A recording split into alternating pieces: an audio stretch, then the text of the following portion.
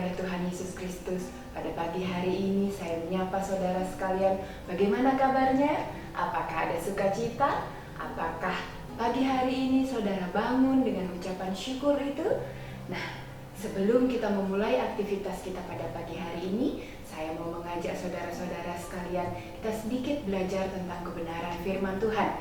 Hari ini saya akan berbicara tentang meresponi masalah dengan benar. Nah, sebelum kita masuk ke dalam pembahasan kita, saya akan bercerita tentang salah satu negara yang ada di Eropa, yaitu Norwegia. Norwegia merupakan salah satu negara dengan indeks kebahagiaan penduduk yang tertinggi di dunia. Bahkan di tahun 2017, Norwegia menempati peringkat nomor 1.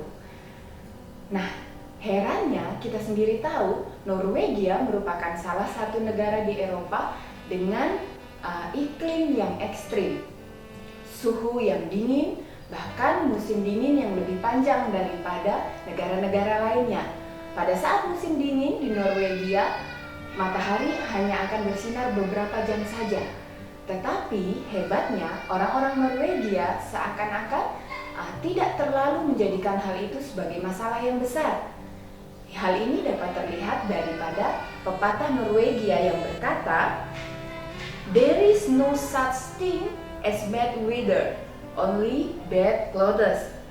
Artinya, tidak ada cuaca yang buruk, yang ada hanyalah pakaian yang buruk.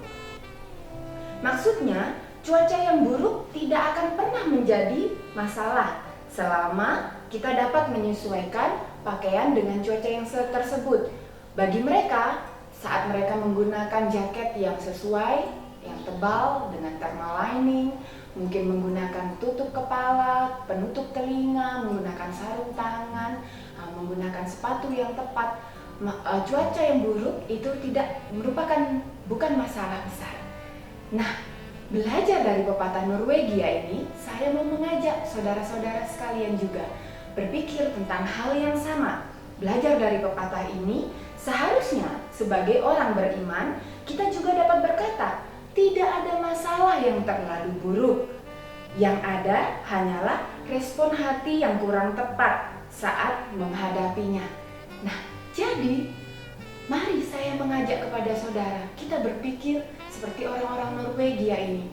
Walaupun mereka dalam cuaca yang ekstrim, cuaca yang buruk, mungkin kalau kita lihat orang Norwegia memiliki cuaca yang tidak sama dengan negara-negara lain yang mungkin mengalami musim panas dan lain sebagainya, bisa berjalan-jalan dengan indahnya, dengan enaknya. Tapi mereka tidak menjadikan itu suatu masalah yang besar. Mereka bilang tidak ada cuaca yang buruk, hanya pakaian yang buruk. Nah, mari saudara, kita juga berpikiran hal yang sama. Sebagai orang beriman, kita harus berpikir bahwa tidak ada masalah yang terlalu buruk. Bagaimana kita meresponi masalah itu? Itu yang terpenting. Sebagaimana cuaca buruk yang tidak dapat dihindari, demikian juga manusia tidak dapat lari dari masalah. Semua tergantung bagaimana cara pandang dan respon kita atas masalah tersebut. Apakah kita akan mengeluh? Atau mungkin kita akan menyalahkan situasi? Atau mungkin menjadi tawar hati kepada Tuhan? Nah, mari kita buka sama-sama di dalam Amsal 24 ayat yang ke-10. Demikian firman Tuhan, "Jika engkau tawar hati pada masa kesesakan, kecillah kekuatanmu." Nah, firman Tuhan berkata, jika engkau tawar hati pada masa kesesakan, maka kecillah kekuatanmu. Hal ini yang terjadi kepada saya beberapa waktu yang lalu, seperti yang sudah saya saksikan di Mana Surgawi beberapa waktu yang lalu. Pada tahun lalu saya menghadapi masalah. Pada saat itu respon saya salah. Respon saya tidak baik. Pada saat itu saya meresponi masalah dengan mengeluh. Saya menyalahkan situasi. Mengapa hal ini terjadi kepadaku? Mengapa Tuhan? Saya menjadi tawar hati. Saya menjadi kecewa. Tapi apa akibatnya? Pada saat saya seperti itu, kekuatan saya menjadi lemah. Saya tidak lagi kuat di dalam Tuhan. Iman saya menjadi lemah, ya. Bahkan hal yang paling buruk terjadi. Saya tidak dapat berkata-kata dengan baik. Saya mau bertemu orang pun saya merasa malu, ya. Saya tidur pun tidak bisa nyenyak pada saat itu. Hal itu terjadi selama berbulan-bulan. Sampai pada satu titik, ya Tuhan membawa saya, mengingatkan saya. Mengapa saya lupa bahwa Tuhan yang saya sembah adalah Tuhan yang akan selalu memelihara saya. Ada bahkan Tuhan yang selalu akan menjaga saya. Ya.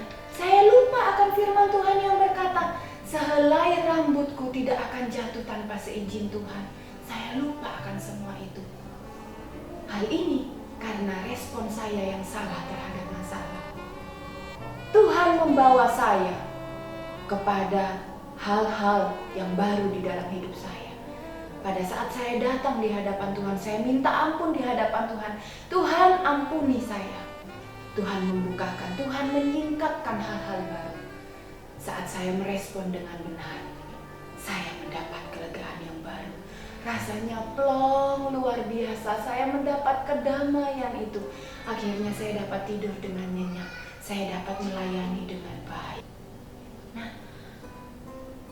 saudara, dari kesaksian ini, saya ingin mengajak saudara supaya setiap kita tidak meresponi masalah dengan buruk. Mari kita meresponi masalah dengan benar.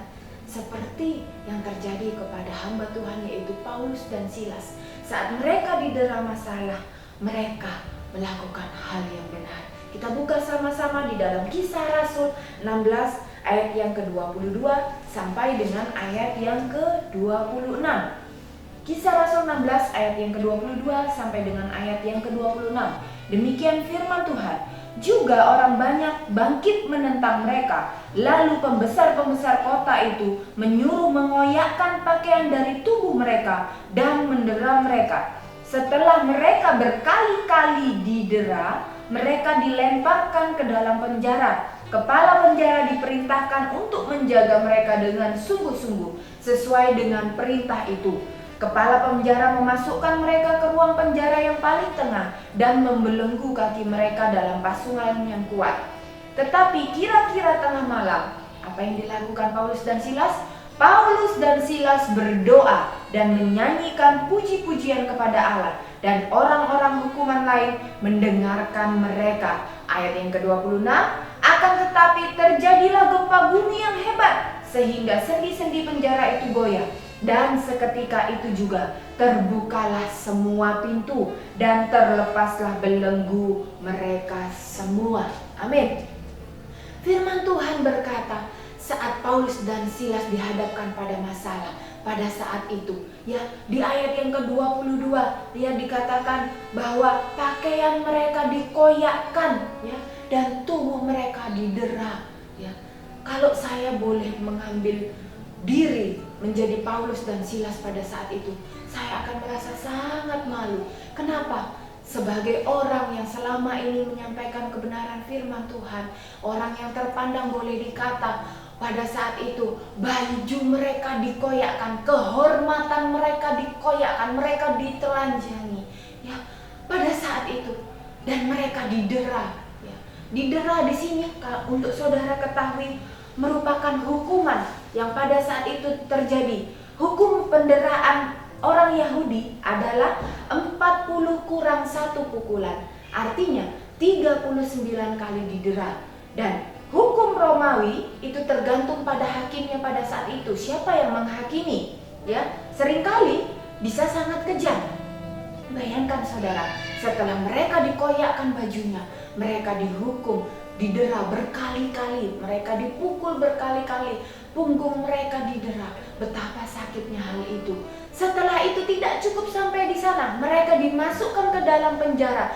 Di penjara bukan sekedar dimasukkan ke dalam ruangan, bukan, tetapi mereka dipasung, ya. Saudara pasti pernah melihat di film-film, ya, kalau dipasung kakinya itu balok kayu menimpa kaki mereka sehingga mereka tidak dapat bergerak dengan leluasa, ya. Selonjor terus-terusan, ya. Ya, saya pernah merasakan saudara yang namanya selonjor selama beberapa hari itu tidak enak saudara. Bahkan pada saat itu saya mengalami kaki saya kecil sebelah, Ya, karena saya selonjoran terus, kaki saya tidak dibuat bergerak pada saat itu.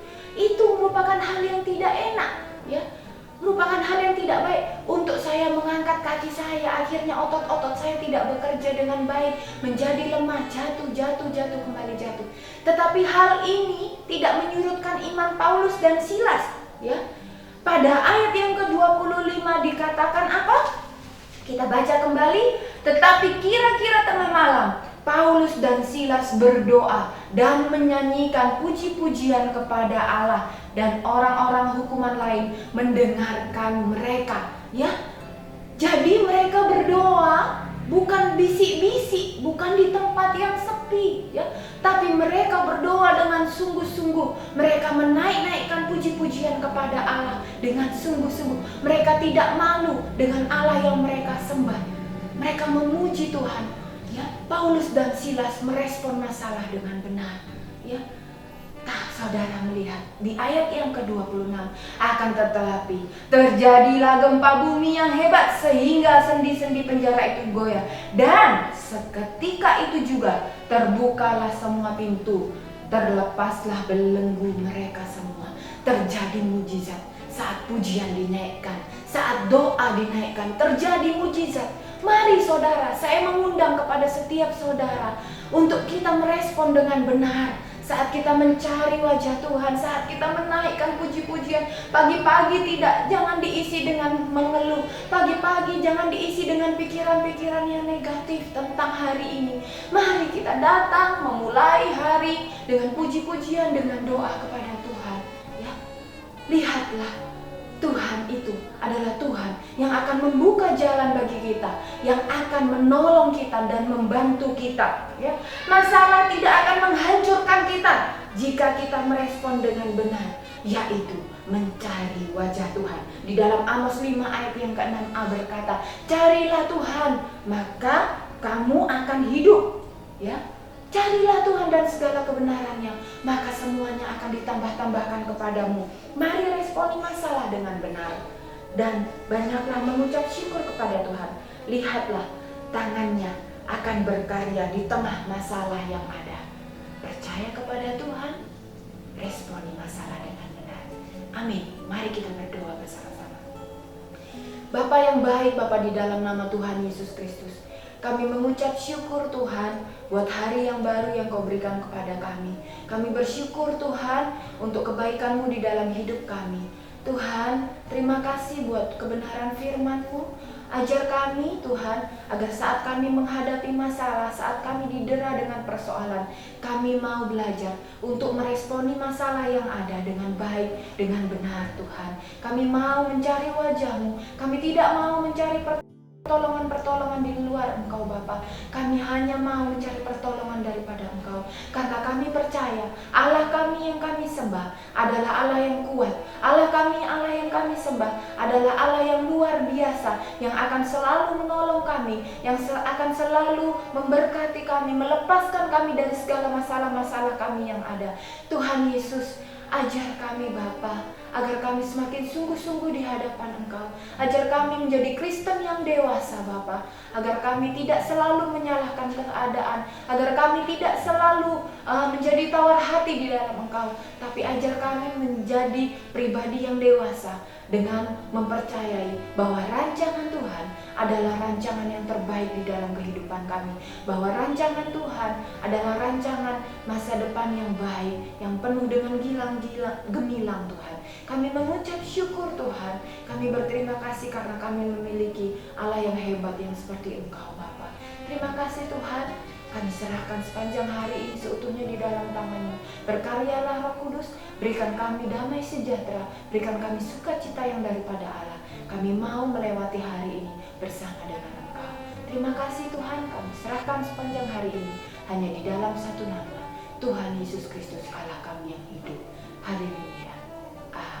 Amin.